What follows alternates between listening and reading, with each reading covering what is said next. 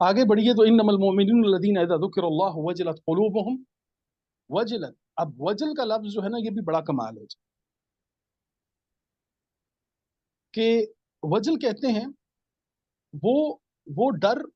वो खौफ जो फिक्री और शऊरी तौर पर आपके अंदर हो। एक तो वो डर होता है कि जो मादी हवाले से आपको डर है कि जी मुझे कोई नुकसान पहुंचाएगा तो मुझे नुकसान हो जाएगा, मुझे लग जाएगी कोई चीज, मैं मारा जाऊंगा, ये तमाम तर चीजें। लेकिन एक फिक्र वो होती है जो शऊरी और फहम के अदराक के हवाले से आपको बेचैन कर देती है।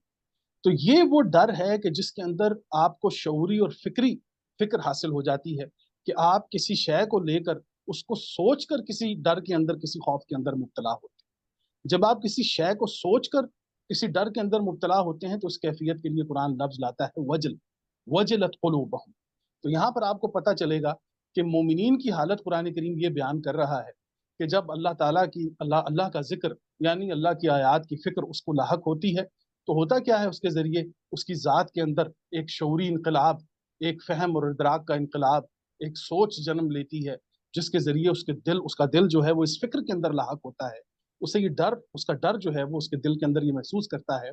कि उनके दिलों में वो इस कैफियत के अंदर चले जाते हैं कि उन्हें वो खौफ महसूस होता है कि अगर अगर ये जिक्र अल्लाह जो हमने किया है,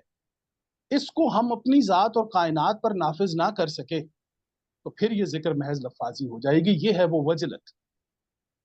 ये है वो कैफियत कि एक इंसान जो है उसको ये फिक्र लाहक हो जाए कि कहीं ऐसा तो नहीं कि ये जिक्र अल्लाह जो है सिर्फ मेरी अपनी ज़ात तक महदूद हो गया है, ये कायनात में नहीं बट रहा, मेरे जिक्र अल्लाह से कायनात को फ़ायदा नहीं हो रहा।